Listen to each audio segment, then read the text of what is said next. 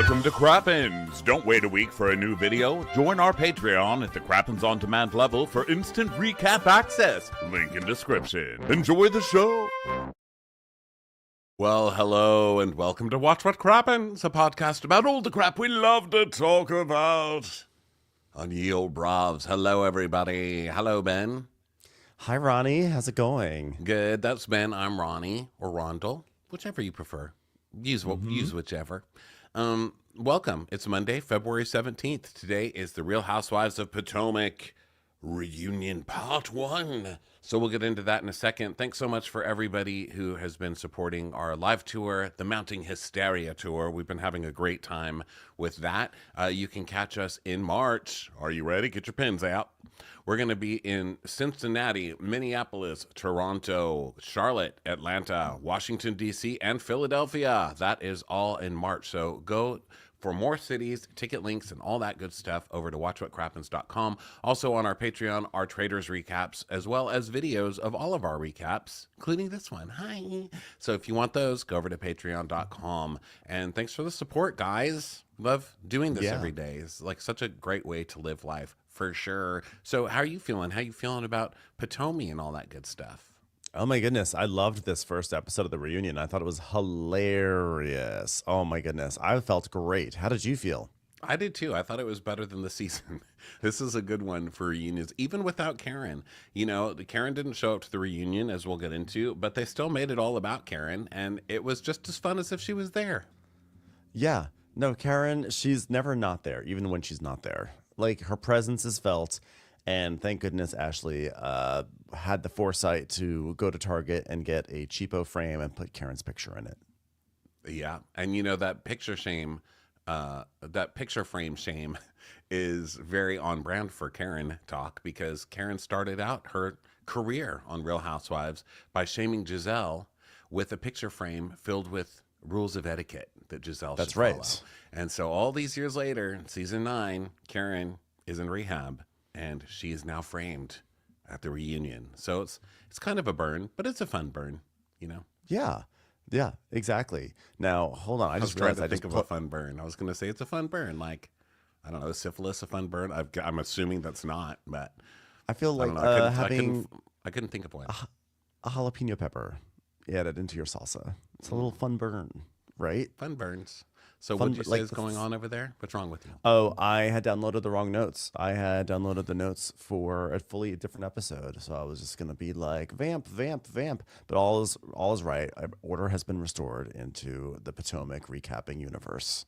All right. Well, we see on screen December 20th, 2024, 12 hours after Karen was found guilty of Dewey and 6 other charges, including wigs that don't fit and having sex with chauffeurs with blue eyes. So we have a very serious video because Karen is in trouble. And you know, this is America. And when you're in trouble, what you do is you put on a wig cap. Not a wig cap, a fur cap and mom jeans so that people understand that you're very downtrodden. Okay, this is a very downtrodden fur cap. It was a cap of sadness. You strip yourself down to your most raw state, so you can get that Charlize Theron Oscar. And here's Karen in her monster look. Yeah, I was kind of hoping someone would come in, you know, some like PETA person would come in and spray paint her wig just to make it even worse. Because I was watching that video over the weekend of Rihanna trying to get into a car, and one of the PETA people is there, and he's like, how could you wear fur? You're a terrible human being, a billionaire who still wears fur. Fuck you, Rihanna.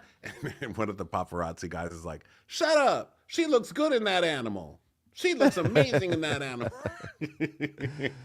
Yeah, I think America's back in its fur era right now, whether they like it or not. Jeez. A lot of things have gone back. So, Karen, we'll have to call up Joanna Krupa to see what she has to say about this, because if I remember correctly, she was a very active member on Real Housewives of Miami. So, Karen is now in her guilt and forlorn state. And so producer is like, well, the verdict was read. What was your initial reaction? And she goes, well, my heart dropped. And then we see a bunch of Karen headlines of me in the car. And she goes, this is very frightening. but I accept full responsibility for everything that went on with my car in that accident. And by full responsibility, I mean I happened to just have antidepressants and alcohol. I was not drunk driving. It was just poor prescription planning. That's it. Yeah, and we start. She says she's taking responsibility while she's not really taking responsibility for anything, which is a very Karen answer. And we see flashbacks to the DUI video, which, by the way, if you haven't watched it, a preview does not do it justice. Go watch it. No. Okay. And so Ray is there, and he's like, "Well, I had a couple of beers or something like that, right?" Karen, she goes, "Yes, that's all I had. And listen to Ray now. What you will not do is tell me what I can and cannot do." And then the producer's like, "So it's only a month till sentencing. How do you feel?" And then we see another flashback to Karen in the car, handcuffed, and she's sitting in the front seat, which I don't think that's allowed, but she's a grand dame, so she's in the front seat, and she's like, "Do you know who I am? They're never gonna touch me. This is like the ray of crimes. It's never gonna touch me. So they call me the grand dame. No, I don't know what the fuck that's about. Andy Cohen gave it to me. Andy Cohen." And girl, you're talking to a presumably straight butch police officer. He don't watch your show. You got to know your crowd. You know what I mean? Yeah, he doesn't know who Andy Cohen is, and the name drop does not work. And so we come back to her video, and she's like, "Well, I don't care about me right now. I care about my sweet, sweet children. I care about my family. They are so hurt." I'm like, "Well, maybe you should have cared about them before you got into the car. Maybe you should have cared about other people's family and children that you could have killed when you got in that car, Karen." I've already got one daughter with Ray face, and now this. And then she goes, "Well, I should have probably taken a cab." And the police officer is like, "Yeah." Now listen, for someone who apparently, as we hear in the reunion, drives drunk as much as Karen does, you would think that someone would have told her, "Don't talk. When you're pulled over, admit nothing and don't speak. Don't take a breath. Don't do anything. Just play possum." Yeah. Don't wear one on your head when you're doing a fake apology. But you know what? Trying to talk to drunk people, all the rules go out the window, much like Karen could have. So she's like, "Yes, I probably should have taken a cab." And the producer says, "Do you think that maybe you have an issue with alcohol?" "No, I am not an alcoholic. Let's be clear. Let me be very clear about something. I take full responsibility. I'm not an alcoholic. I didn't even have anything to drink that night. I was just tired, and I saw a bird the other day, and it made me sad, so I got distracted. It happens, full responsibility." If I'm addicted to anything, it's driving. We should You know do what something it is? about cars being so addictive. It's a very comfortable car. I would rather sit nowhere else while I'm drinking for funsies and not addiction. Why do we have a right side and a wrong side of the road? Why can't we have all the sides be right? I just want to share my love with both sides of the road, and is that so wrong? So then they get to the police station, and the cop's like, "Would you like me to help you out?" She's like, No, don't tell me I can do it. Ooh, no, I can't do it. I am lit. Things you don't want to say if you're trying to tell everyone that you're not drunk driving. She is just, I mean, they might have started out with one criminal offense, and you just see him like ticking more criminal offenses every second. And she goes, "Now, I know that a lot of little children look up to me." Girl, you are still drunk. There are no little children looking up to you. Now stop that. Go to the streets of Mumbai and meet the orphans there, and they'll say, "When will Karen come and meet us?" In the streets on the police scanners of Potomac, we've been called to another school. There are too many kindergartners and shifty wigs. We're having a crackdown. Yeah, I'm just waiting to see like the armies of children raiding the jail like it was January 6th. Be like, "Not Auntie Karen." They call me Auntie Karen. She has her own Happy Meal. They just sell little toys like her props in the show. Little witches. Hello, this year for the Girl Scouts, we've changed our mission. All proceeds will go towards clearing Karen's name. She means so much to us. I'll take 6 boxes of the I am lit. Thanks. So, Damn those Girl Scouts, by the way, those little fucking drug dealers. You know, I'm so sick of these Girl Scouts. I have a friend with a brownie, I guess. She's a brownie. I shouldn't call her a Girl Scout because, you know, I'm like, I should be harassing the brownies. They're who really deserves my ire today. This little fucking drug dealer is like, Mr. Ronnie, will you support my brownie trip and buy some cookies? It's like, sure, send me 10 boxes of cookies. I've eaten 10 boxes of cookies. How do you stop eating those? I hate those little girls. I'm on to you. I'm on to you, you little witches. All right, we're concentrating on alcoholism on this show, but I'm watching you. Yeah, I guess I'm fortunate in that all my Girl Scout cookie connects have gone away. So I'm not They're afraid of your house. A Girl Scout walks up to your house and you're like, get a job. What are you doing here, child? I don't know. If they come with cookies, there's a whole different story going on. You know, I famously don't like children, but children who bring me cookies, you know how it's like it's supposed to be like stranger dangers when the adult like lures children with the candies and cookies. I get lured when the children lures me with a cookie. Yeah, exactly. That's Who's my stranger danger now? Those little fucks. They're the creepy white van driving around the neighborhood, and their mom's driving it. And they're like, just like find a fat person and throw some cookies at his head, and then drain his bank account while he sits there and suffers from diabetes. Bastards. We've unfortunately lost Ben on the podcast. He's been missing from Watch What Crappens for 6 days. This just in, he has been found in a suburban home. He just followed a trail of cookies to a little girl's home, and her mother is feeding him lasagna. It's a very benign abduction. So, a lot of children look up to me. Children believe that Karens are their future. Treat her well and let her lead the way. So then we see 3 weeks later, January 9th, 2025, at 6 a.m., the ladies are arriving to the reunion. And now they're walking around seeing if Karen's name is on any doors. Stacy is going around and she's going up to Ashley and she goes, is Karen here? I don't see her name anywhere. And she doesn't have a dressing room. And then Kieran, there's a lot of footage of Kieran roaming the hallways. Did they tell Kieran where she's supposed to go? Because we see her going down this hallway for a very long time. They just keep cutting to her, going through hallway. She's like in a whole other building. She's just in the Empire State Building, just going through cubicles and stuff. They're like, well, I don't think she could find her name either. Poor Kierna. They're like, oh God, Kierna's here. Okay, we got to put Kierna on. Get a name for her somewhere, please. Someone print it. You get to Kierna's room. It's just like drawn in a crayon. I know. And Greg sitting there in the corner. He's like, you must wear a polo for the reunion. The AREN is scratched out, and it's just like written above it. Kierna. So when Kierna winds up talking to Wendy, and Kierna says the last time she spoke to Karen was New Year's Eve, and so they try to call Karen, but it goes right to voicemail. And then Wendy tries, and it goes to voicemail. So they're like, "Oh yeah, we're not going to hear from her. So she's not coming." Oh, and then Wendy is very, very offended because that's Wendy's best look. It's when she's very offended, you know, and she's very offended that Karen won't answer the phone. What are you offended by? You're trying to corner, all of you are trying to corner Karen at her most vulnerable state. And by that, I mean sober. On camera calling when she's not at the reunion. Leave the woman alone. Or don't leave her alone, really. But don't act all offended when she doesn't answer the phone. She's like, how dare she? I worked hard for her. You know, and if nothing else, at least for the people who soldiered for you and supported you, answer the phone. Answer the phone. Answer the phone. I know you are home. The thing is, like, I think I have two things.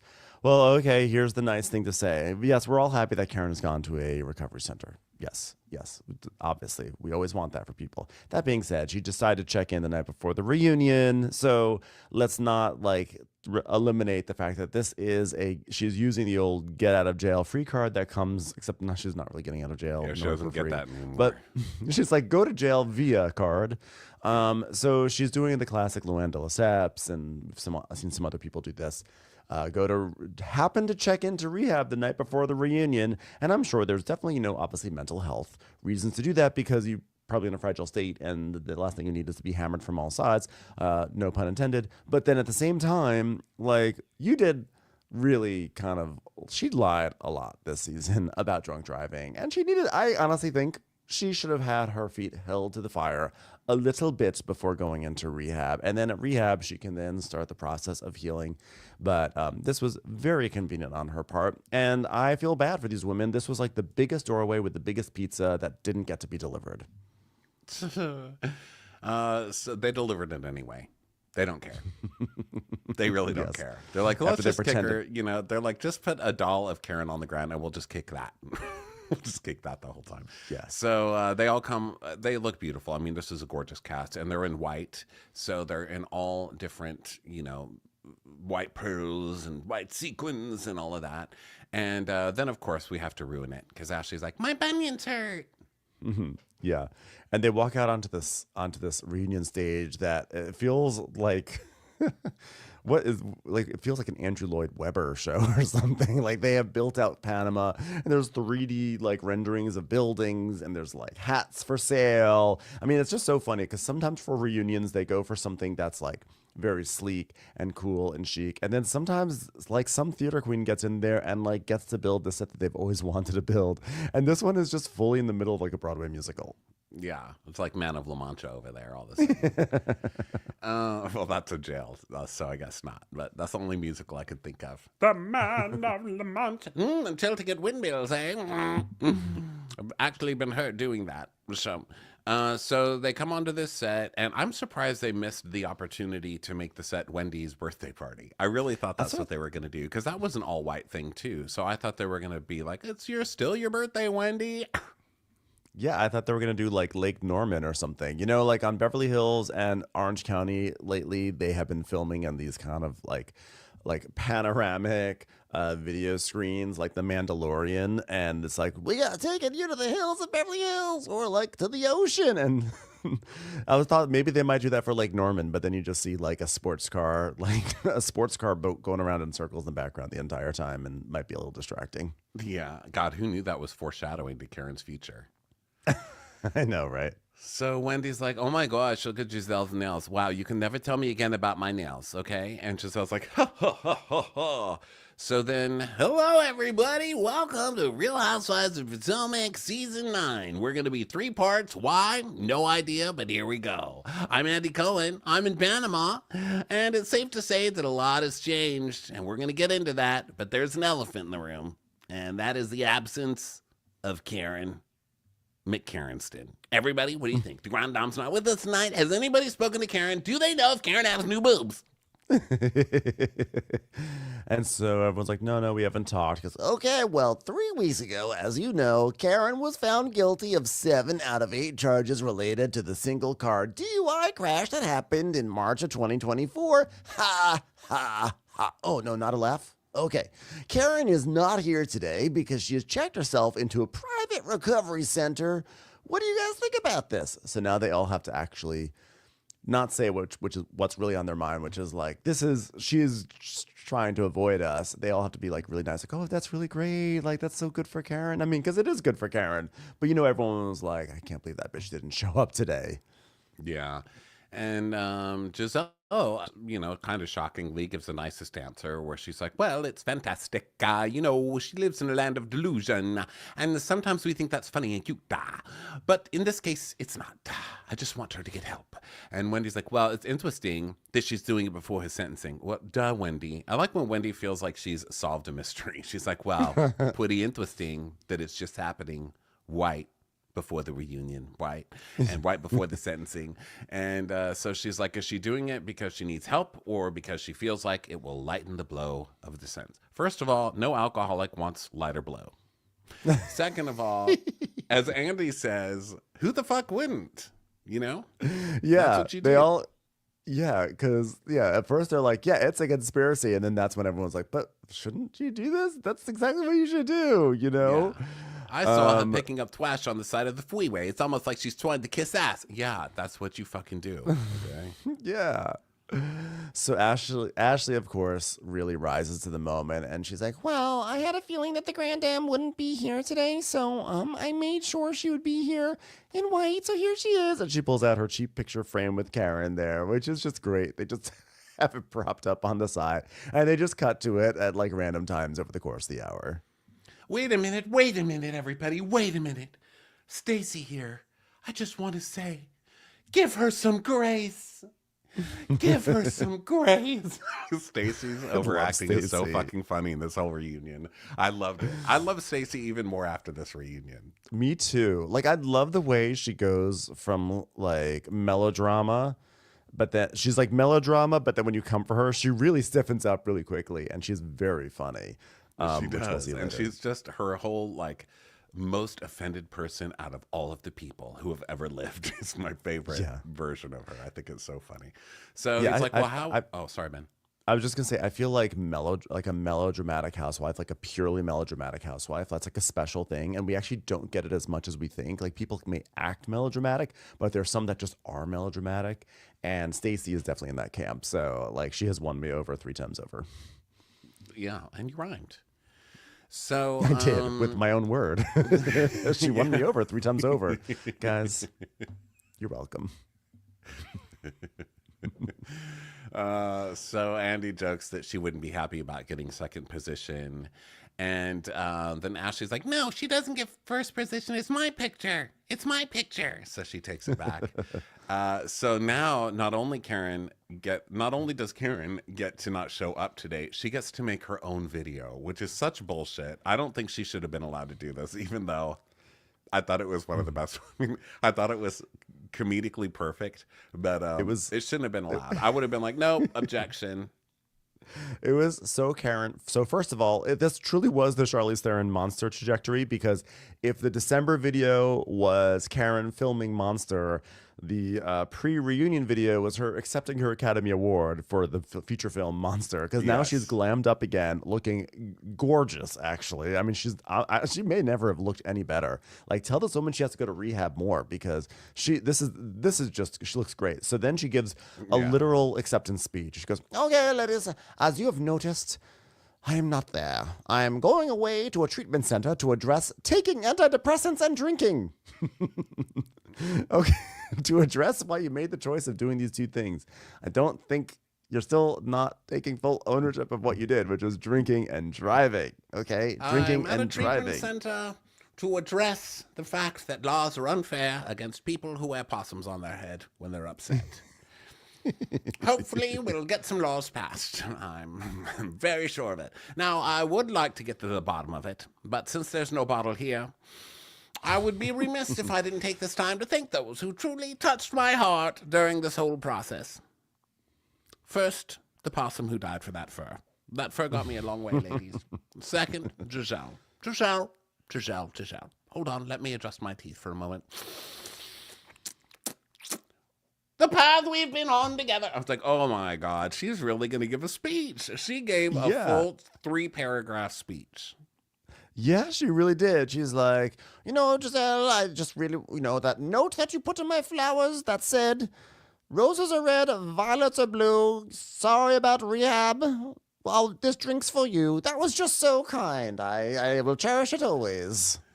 I love the card that said, 1 step at a time, 1 foot in front of the other, not side to side. Stop dancing. This is a DUI. You're drunk. Say the alphabet backwards. Very kind, Giselle. Thank you. Giselle's just like, To the kind officer who arrested me for taking antidepressants while drinking, I just have to say to you, your autograph is on the way. So you just keep an eye out for that one. You're welcome in advance. I'm also taking a stance against cops flirting with me every time they pull me over. This time I was put in the most sexy handcuffs I've ever seen. You're not getting a piece of this, sir. All right, you're not getting a piece of it. To the little deer that was so afraid of my car for no good reason, I'll just say, I am going to get out of this place and I shall drive again, so next time you better stay off that median, because I'm coming for you. And to quote my good friend Rihanna, where are you? Where are you now? Where are you? Where are you now?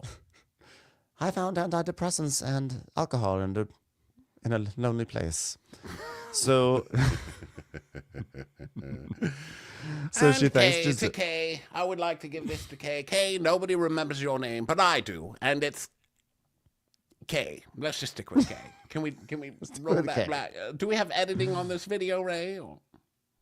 Jasse, You sent me special notes that really touched my heart. And to my car's chassis. I'm sorry for the median situation. We'll get you fixed. Now I know she's no longer with us on the show, but Candace reached out to me, and she's been a soldier. She's been a soldier for me. So, Candace, thank you. Thank you for being a soldier, Candace.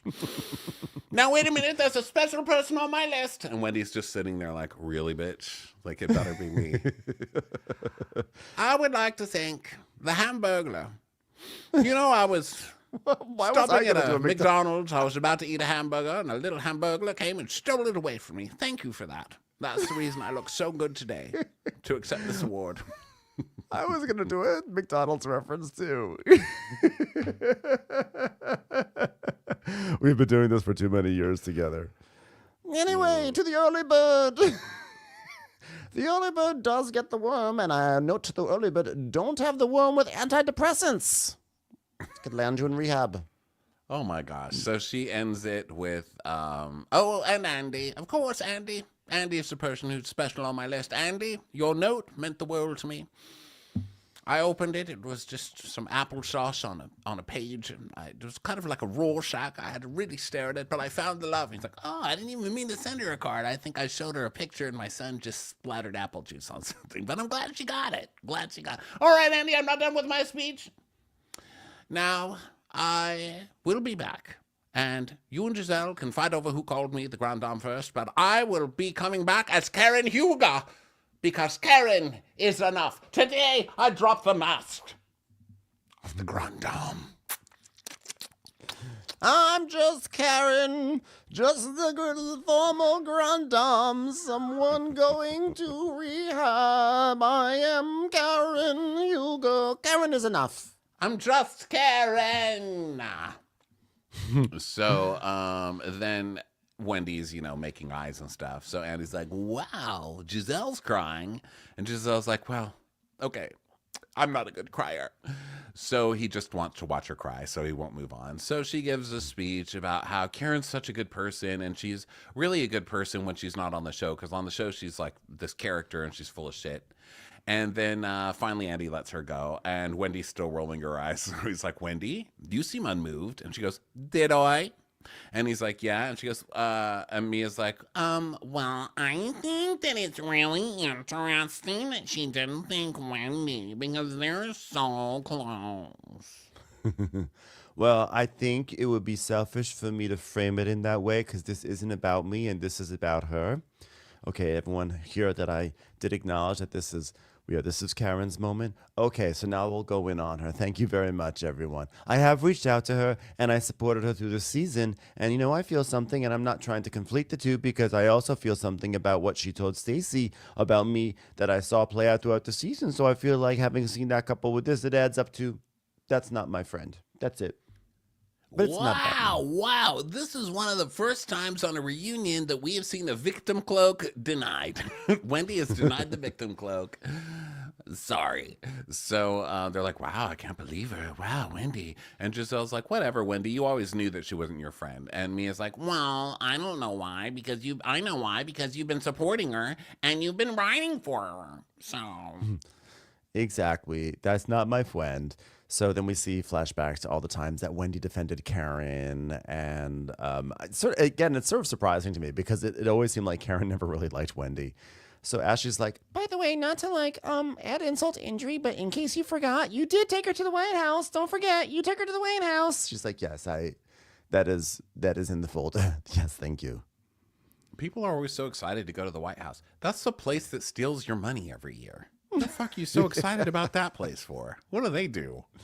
So listen, we watch House Hunters. Doesn't mean we want to go into any of those houses. But, yeah. Sometimes you just want to take a look. So Wendy is asked why she never acknowledges that Karen doesn't really like her, because it's an alliance for the show. I mean, we all know that, right? They're just Karen needs Wendy and Wendy needs Karen, and that's it. They're not friends outside of the show. Wendy doesn't call Karen when she gets her drunk driving or whatever, at least it doesn't seem like it from this.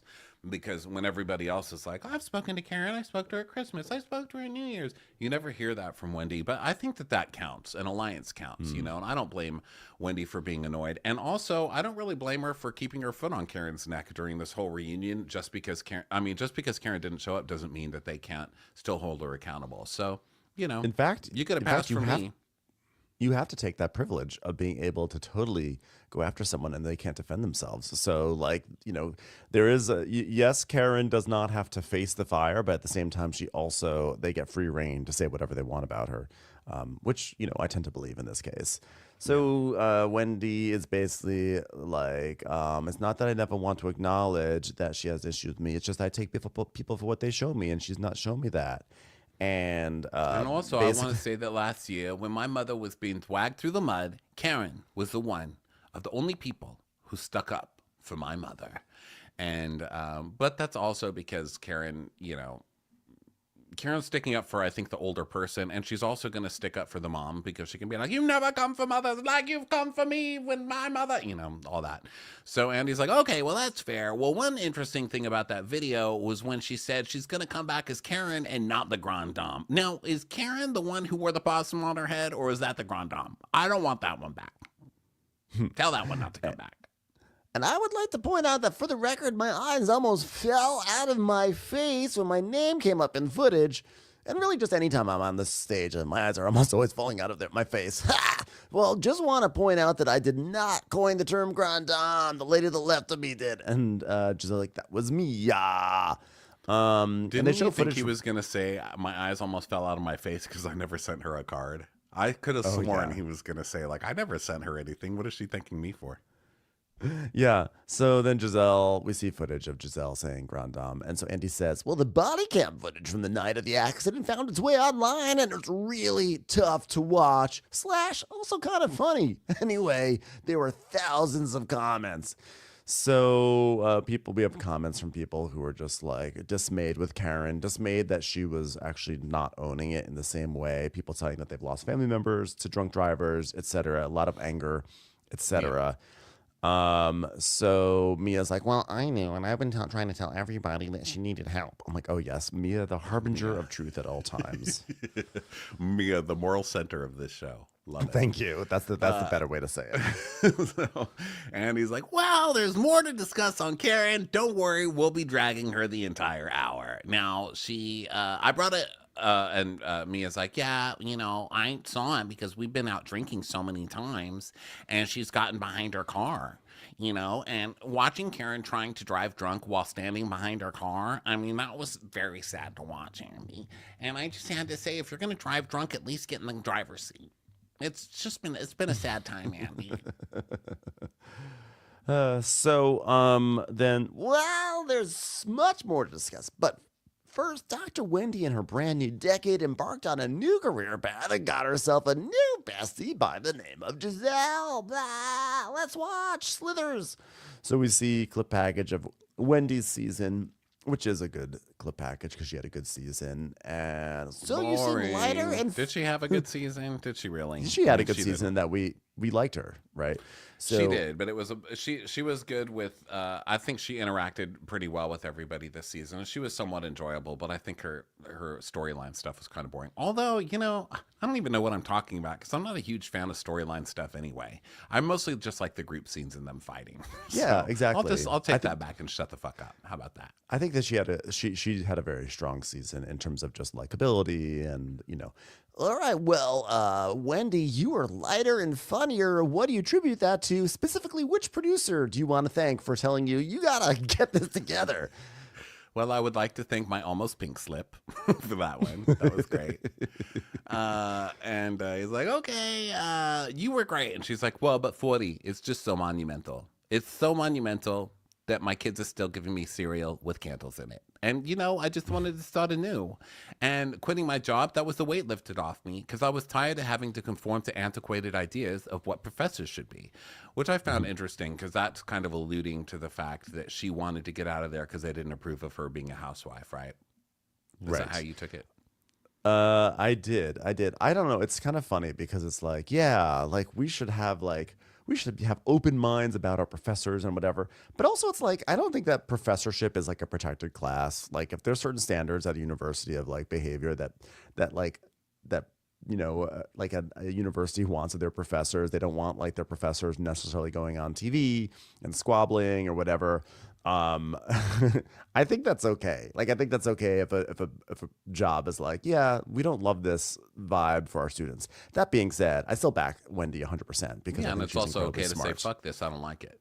Bye. Yeah, absolutely there is. I think she's incredibly smart, and I loved that she was a professor and a housewife. So Giselle's like, well, they talk about the relationship with Giselle and how it's so much better, and they had a long talk, and Wendy tells us that was actually a 2-hour conversation that they had.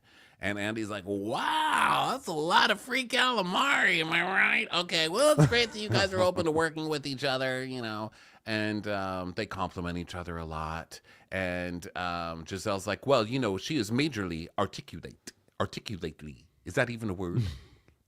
No. Now we know who is the professor and who isn't. But articulately is a word, isn't it?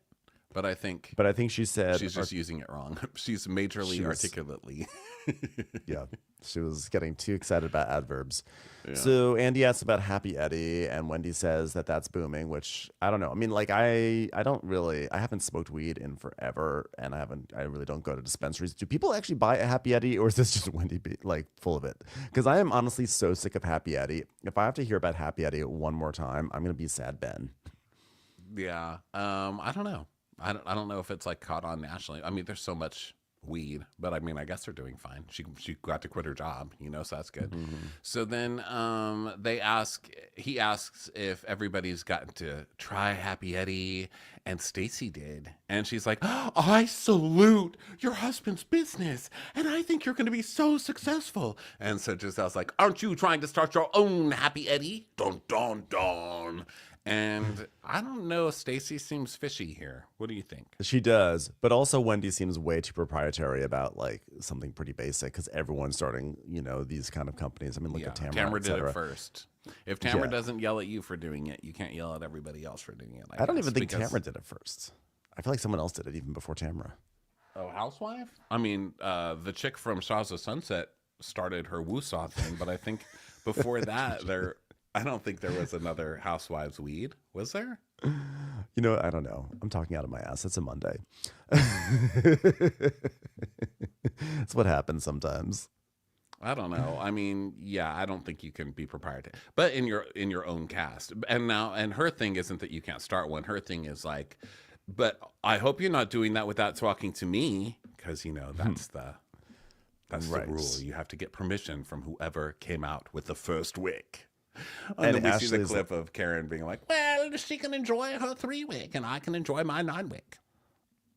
Yeah, and Ashley's like, is it called Spacey Stacy? And she's like, absolutely not. I have not done anything of the sort. No. Although knowing Stacy, she'd probably be releasing some sort of like edible potpourri. It's like, it's not weed, it's potpourri. And now it's a chewable. Enjoy. So Giselle's like, so you didn't have a meeting with someone and tell them that you're a celebrity? And she's like, absolutely not. She's like, because he asked you, why on earth do I need to work with you? And you were like, because I'm a celebrity, yeah. And she's like, absolutely not. Absolute. Okay, I just can't. Just stop repeating yourself, please. She's a bad liar. Well, when she comes out with Happy Stacy next season, don't be surprised. And Ashley again goes, Spacey Stacy, come on, I'm trying to give you some branding advice. I would never do such a thing, ever. Long from John's in Salt Lake City says it was great seeing you prioritize life and take a leap to leave your professor job. Do you really think it's fair to stipulate that your children don't get inheritance unless they get a master's degree? No. I don't think it's unfair to stipulate shit to your children. They don't get shit unless I say they get shit, okay? And these are my rules for you to get shit. Yeah, and so end. Wendy explains it. I thought this was hilarious for a specific reason because she goes, "Okay, so we have a trust for our children, and there's different stipulations. So whether or not they're going to get money, but if they get a master's, they get X amount of extra dollars. If they learn to speak Igbo, which is our native tongue, they get X amount more. If they get a Toyota Celica, they lose money. If they get a Mercedes, they gain money. If they It's come out very with simple. anything over 3 weeks, they're done. They're done. No money. And then everyone's like, "Oh my God, this is a great idea. Wow, wow." And they're all like, "Yeah, this is great. This is what we should do." And I think it's so funny because like I feel like there's a sentiment that if kids do what you want, and if a parent pays them a certain amount of money, like here you get $200 for doing this, it's considered like bribing your children, and it's kind of like lazy parenting. But like when you frame it as no, there's a trust. And they'll get money, and they'll just get more money if there's bonuses. Like you present it like it's a formal process, and just the mere fact that it's a trust is like shows a certain amount of intentionality that people are like, "Oh, this is a totally different thing." I'm like, it's basically the same thing, but it just sounds so much more intelligent. So everyone's like, "Yeah, this is a great idea." Well, it's also interesting because it's a different way of framing I'm controlling my children's life, which is kind of Yes. Wendy's thing against her mother, is that her mother controls too much and she wants too much from her. And then Wendy not only has the you're going to get a master's degree, she has like a 5-page list of shit they have to do for the rest of their lives to get this money, you know? I mean, some of the stuff she's talking about is not easy stuff. It's like learn a new language, join this sorority. Yeah, join a sorority. I mean, this is like Glengarry Glen Ross. It's like you have to sell, like they're going to get a watch at some point in their lives if they hit a certain benchmark. Yeah. And so when you tell the parent who's doing it, you're like, oh my God, way to incentivize your children. But in 20 years, when those kids are on a Housewives show, they're going to be like, my mother controls my life. They're going to be like, that witch, that witch. They talk about the White House, and she's like, well, yeah, I mean, that was really great because after seeing the results of the 2024 election, I'm glad I could share that with my kids because who the hell knows where we're going to be 4 years from now? And Giselle's like, we won't be. Like, geez. Well, you know, it's We're all going to be dead. Nah, there will be no White House or no us. Yeah. It's And then all Andy is over. Well, you invited Karen to the White House. Do you have any regrets about that? yes, I wish I didn't. It's like, really? Well, mainly because she crashed her car into the front gates. It was really embarrassing. And then she tried to give a blowjob to the president just because she heard someone else did it. She's really such a copycat.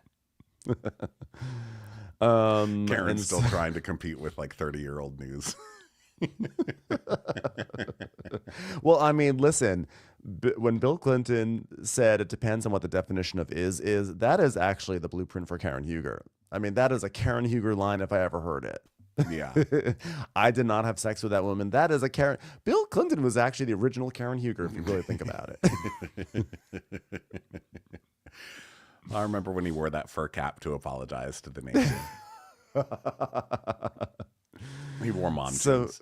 So, Well, what was your reaction, by the way, when you revealed? What was that? What was your reaction when you heard that Karen was talking shit about you, Wendy, to Stacey before the season began?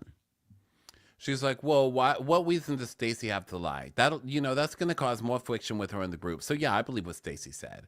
And Karen is like, yeah, but the only thing is that I didn't think that it was kind that you actually waited until you and Karen's relationship was kind of going south to bring that to Wendy. Why not? If you're friends with That's someone, when you you do hold it. their secrets. If your friend betrays you, you spill their secrets. That's what friendship is, especially on Housewives.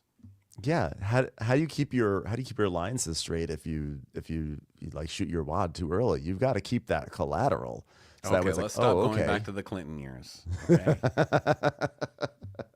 Come on. Sometimes you gotta take someone to the cleaners. Oh, geez. Reference to address. Or you got to save it in the closet. Just wait till the right time. A splooge. Just a little crinklier. So then, This is a real trip with 2 P's. Get it? Stacey's like, well, I tried to keep her secrets, but then months later she didn't stand by me. So, and she's like, I chose that time to tell the truth. And Wendy's like, and funny enough, when Stacey was joining the group, I haven't told you this, but Karen told me, be careful of the woman that's coming into this group because she's very smart and she's very educated. Giselle Oh goes, no. is she, and Stacey goes, oh. Stacey's like, Giselle decided to come for Stacey this episode, and we still don't Every totally episode. understand She's why. been coming for her the whole season for no reason, and it's wonderful. But it's like a I've been little bit loving more it. pointed today, and I think Stacey was not expecting it. And Giselle goes, "Is Stacey smart and educated?" You don't think she seems educated? And she goes, "I do have a degree, and I'm very smart and educated and compassionate, and also a wonderful person." Throwing in some bonus accolades. But just this comment. I don't. What's so bad about Karen saying this woman that's coming into the group is really smart and educated? Why? It's just Well, I weird. guess I you're don't trying know. to say, like, be careful with her because she's going to be crafty because she's smart. But she's talking to the smart person, so it sounds like she's telling Wendy, "Watch out! Another smart person's coming onto the show." Yeah. she's gonna. She try wants to get activate ya." Wendy.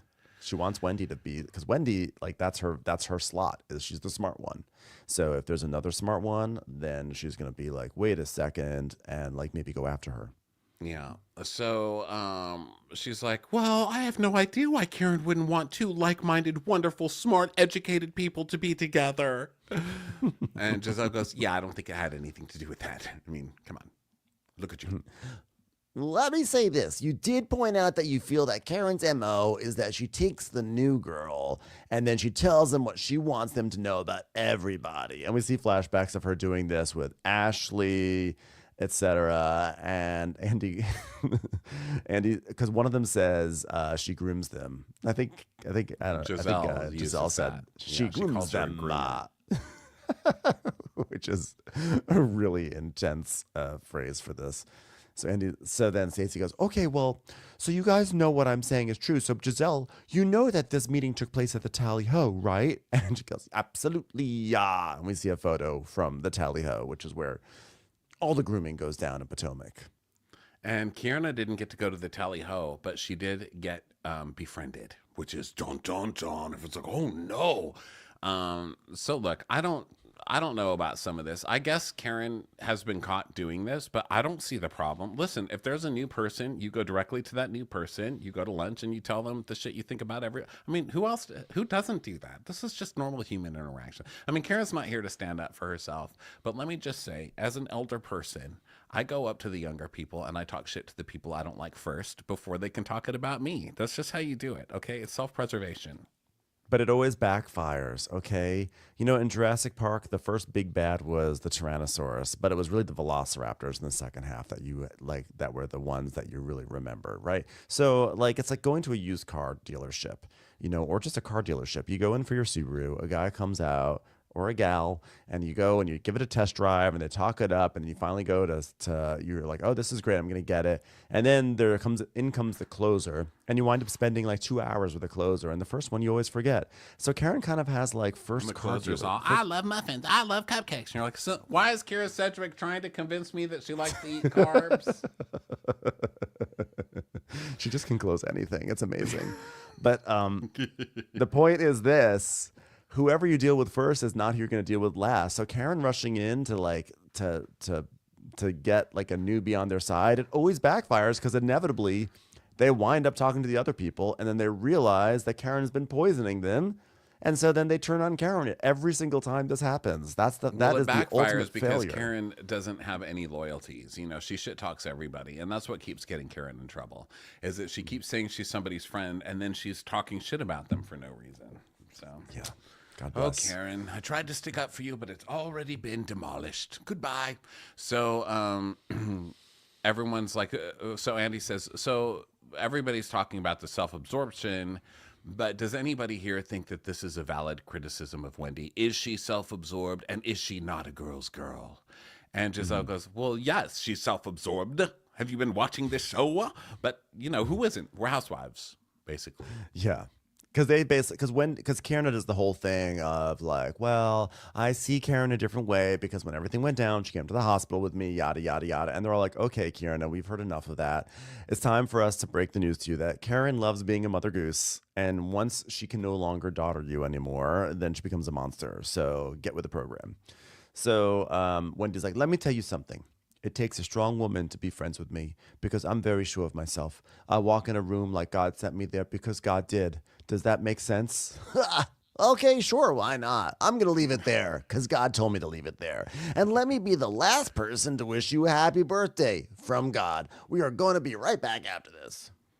So then Mia's like, well, we've had other birthdays, Andy. It's been my birthday.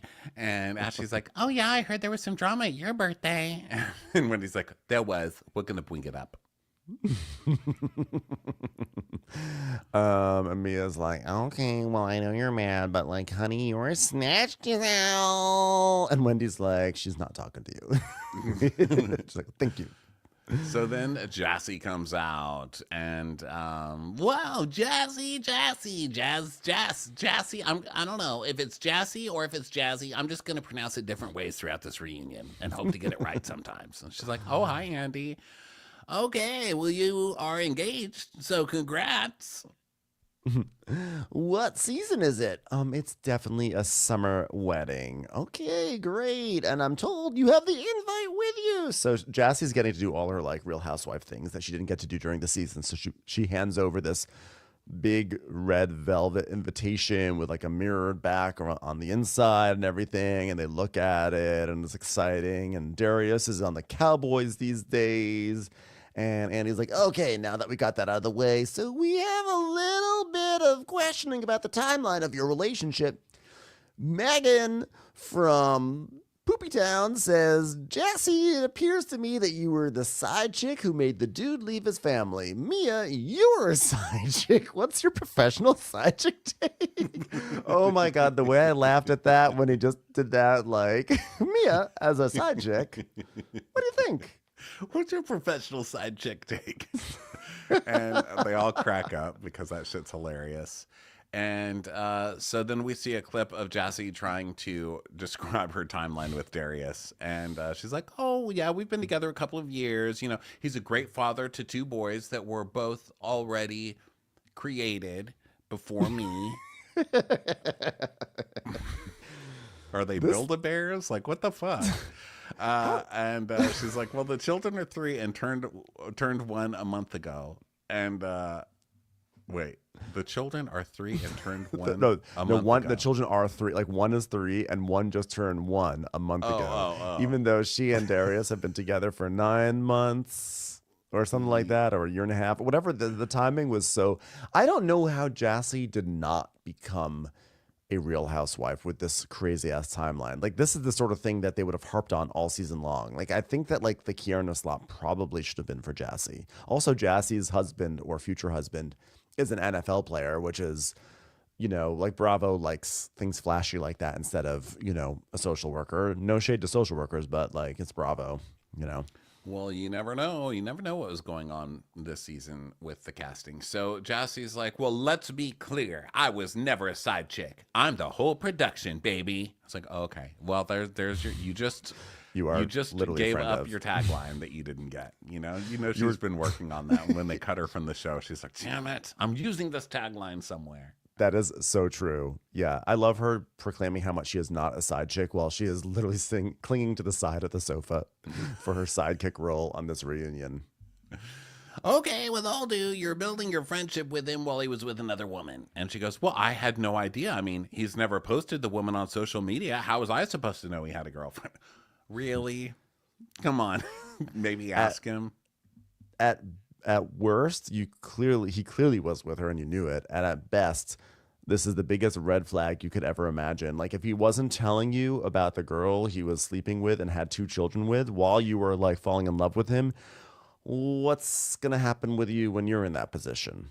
Who cares? He's in the NFL. That's all that matters. Yeah, so she's like, yeah, well, they weren't together when she was pregnant. I mean, even she said that. That was unbeknownst to me. So whatever. She's like, if I'm going to be a side chick, I'm going to get me and Andy Cohen. I'll be your side chick, Andy. And he's like, you're not amusing. Still don't know your name. Can I get her name again? Is she some sort of scooter? No, that's a Jazzy or a Rascal. Whatever it is. So Jasse goes, well, but you know, sorry, that was my Andy Cohen impersonation. But you know, it's so frustrating because Monday through Sunday, every day of the week, it never gives side chick. Okay, now you're Now you're protesting too much. And It you're should also be I going know through how just it worse- looks. Yeah. You're just going through worse taglines now. Monday through Sunday, every day of the week. It never gave side chick. Like, what does that even mean? So Andy's like, okay, well, you also coined a new name for GNA, Gangstas and Alcohol. Remember when Giselle kicked you out of her fundraising jogging pants party? What was that about? And so now they try and give Giselle and Ashley shit for getting kicked out of that party. Yeah. And so we come back. They didn't show Ashley singing. I don't seem to remember. Maybe that'll be later. So Andy's like, okay, so Ashley, what question am I gonna ask you right now? Yes, the children are still on the kitchen counters. No. Is it about Josh? No. Do you want to hear me sing? No, definitely not that. I keep my love in the carry-on. What does she say? Healing and thriving, just 'cause I'm surviving. Reviving. I keep my love in the potato. I forgot the lyrics. And you know, looking it up, they don't just pop up, which is crazy. How has nobody made a lyrics page for this song yet?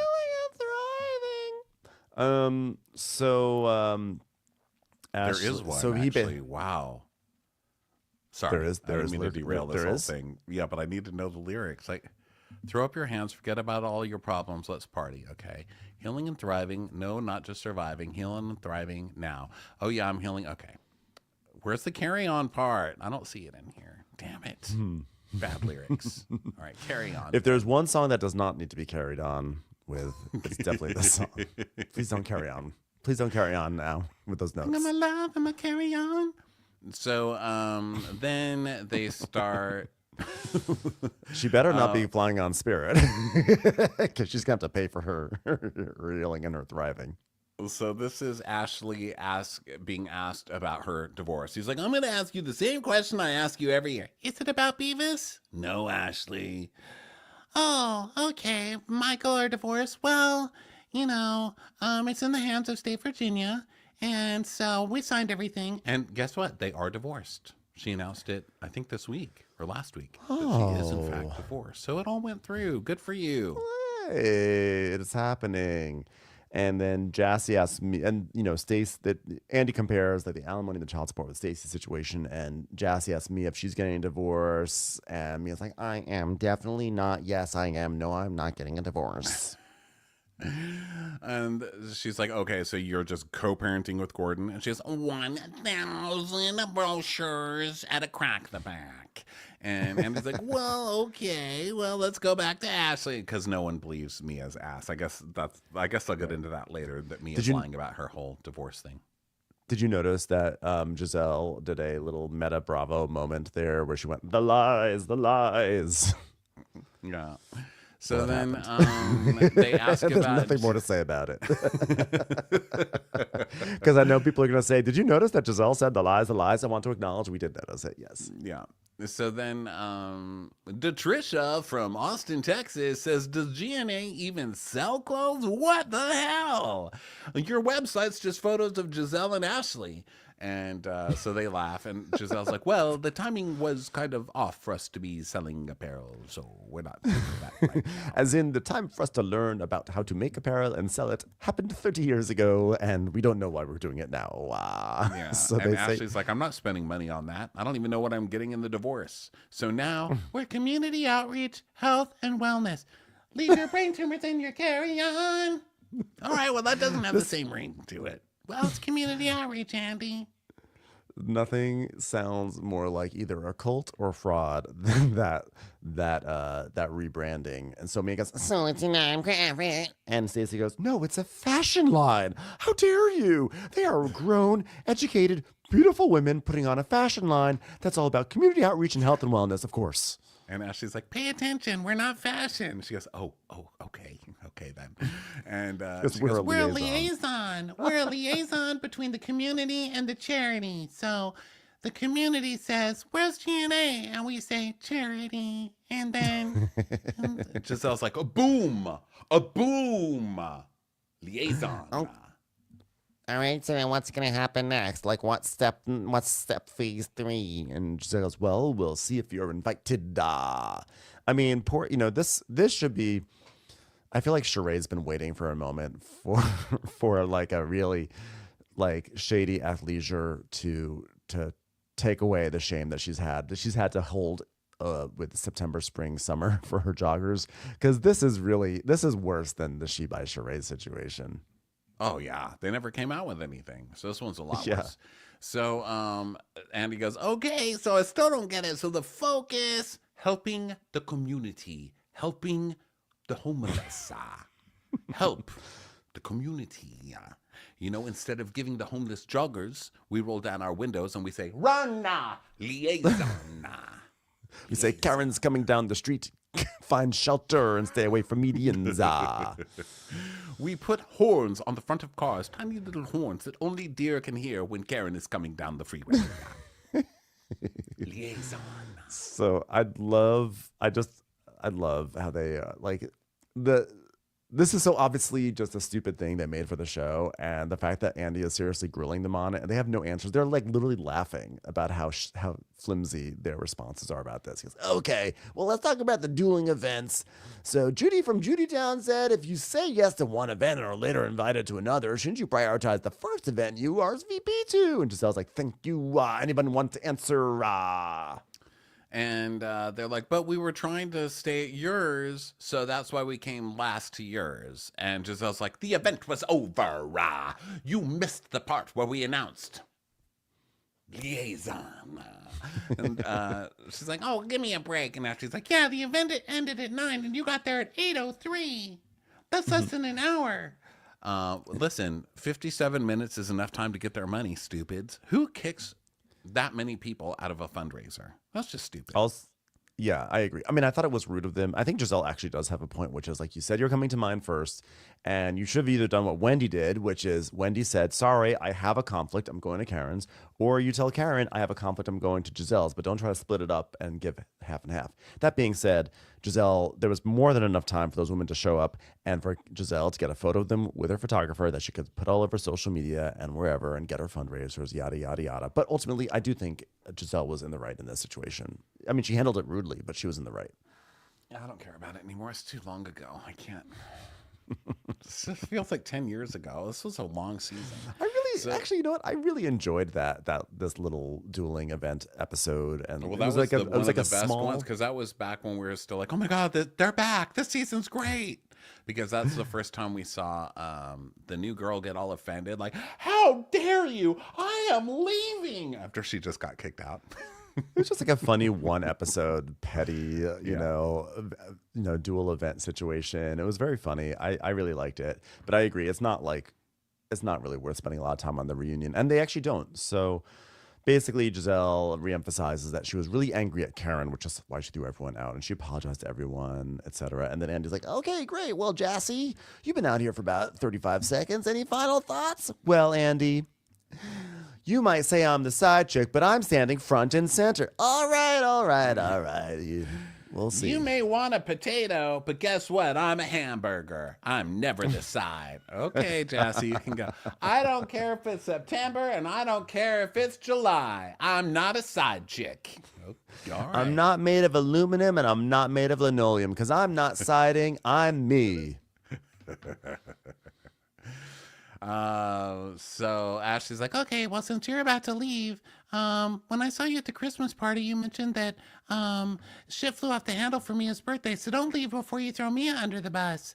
And she's like, oh yeah, okay. So That was good of Ashley. Ashley's like, hello, we're supposed to be talking about this bullshit. so then Stacy's like, oh, we're gonna talk about Miami. Let's talk about Miami. Giselle's like, oh, let me get comfy. Because all the women know. So they're so excited for this to come out. So Jasse says, everyone, this is what happened. Mia sent out a beautiful invitation to both Stacy and I. And we see this text where Mia says, I am thrilled to announce the celebration of the start of my final 40. To make this milestone unforgettable, I would be honored to have you join me as we live it up in magical Miami. It's so sad to call it my final 40. I mean, God. Doesn't that sound like I'm dead? I'm dying. This is the final 40. There's not going to be another 40 left. I was like, why are you saying you're going to die before 80? Like, have some hope in yourself. And how could you talk about your final 40 on the same episode that Karen goes to rehab? I mean, yeah. She already had to. She not only had her final 40, she had her final liter and her final pint and her final shot. Okay. My final handle. It's my final 3 fingers. I'm just trying to find the right words. So then, so basically she invites them and Stacy replies, Mia, thank you so much for that special surprise. How fab. I'm so excited to celebrate with you, babe. I'm coming. And Jasse's like, yeah. So Stacy said, come on, let's go to Miami. So we went to Miami. That's what girlfriends do, right? They support each other. And Jasse's like, and I'll let her tell her own story. I'm not that's a very side move of you, by the way, Jasse. But essentially, Stacy landed and didn't hear from Mia. And at the end of the day, we did not see Mia when we went to Miami. I mean, how do you have Miami without Mia, right? It's the first 3 letters. So then Ashley and Giselle are like, what? Because she did not see Mia when they went to Miami. And Andy's like, what? So Mia's like, well, first I would like to say I have since spoken to both of them. And Stacy's like, you didn't talk to me. And Mia's like, I did reach out to you. I texted you 2 days later. You haven't spoken to me. Well, I reached out to her via text because it's 2025, right, Andy? So, and she's like, you can call people who show up for you. You call them, actually. All right, so what happened? Okay, mind you, I hired a POC, and everyone's like, a POC? Everyone's like a little like, what is she talking about? Kristen Takeman's like, finally, my brand gets some awareness. But she meant point of contact. An event planner, someone to dedicate and to make sure that you RSV, my point of contact. Okay, well, I'm sorry. I was like, is that a probation officer? I mean, right? I was confused about that. So Mia says, I personally did not know the ladies were coming to town. I mean, she just lies. Every sentence that comes out of her mouth is just one lie after another. It's kind of outrageous. Just now, she was like, I talked to both of them. And then within like a second, it's like, well, I sent them I sent them a text. Sending a text is you sending a text, but not hearing something back is way different than saying, I talked with someone. Yeah. With the implication that you like cleared it up. Stacy just keeps repeating, you are a liar. You are a liar.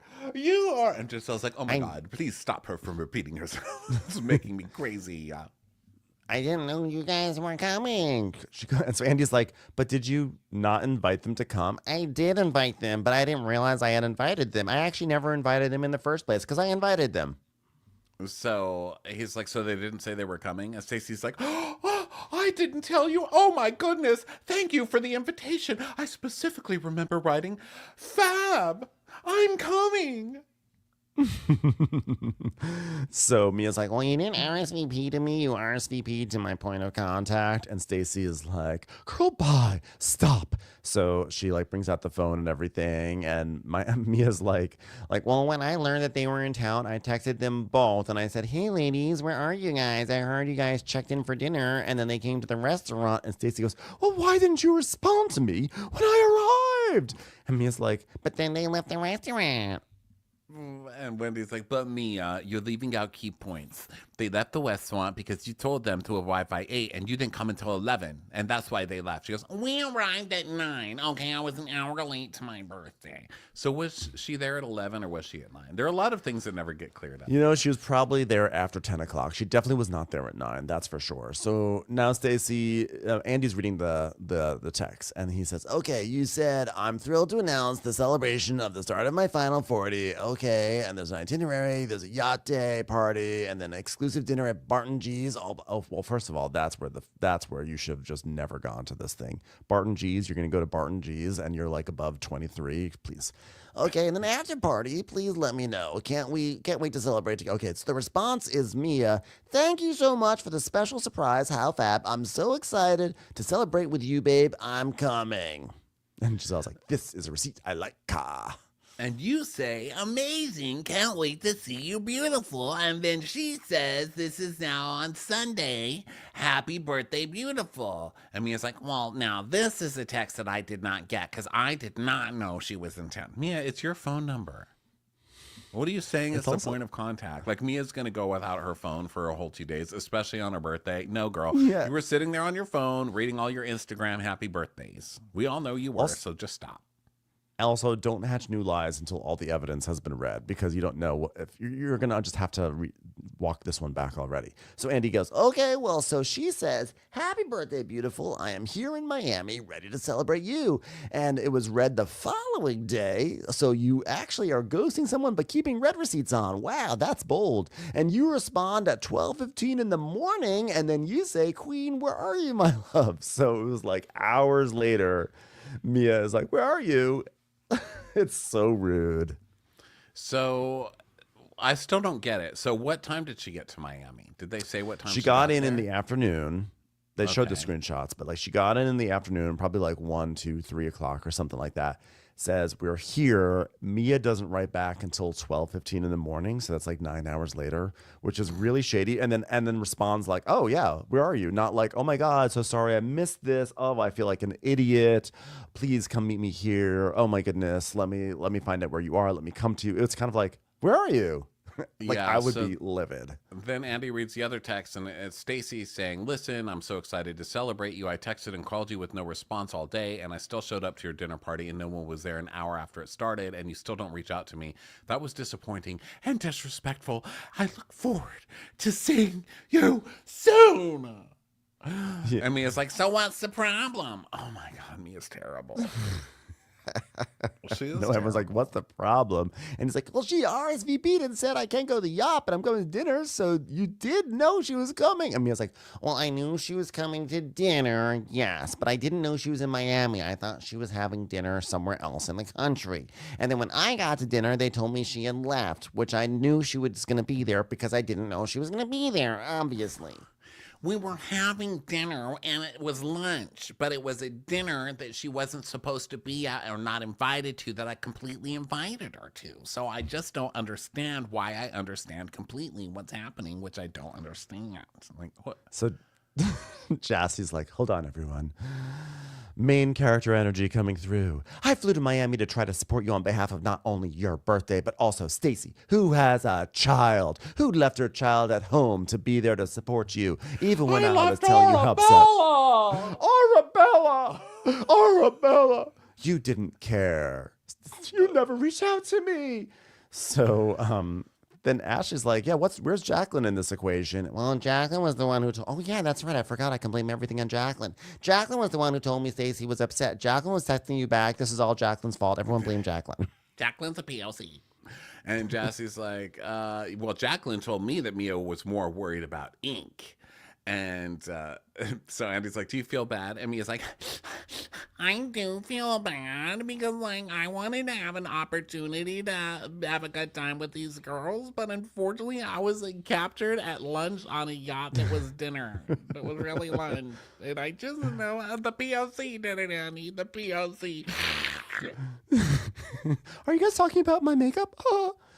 So Wendy is like, "Okay, everyone, I feel like there's an opportunity for us all to get angry now, so I will get the ball rolling. If we're being honest, the elephant in the room is that she invited these two women and no one else."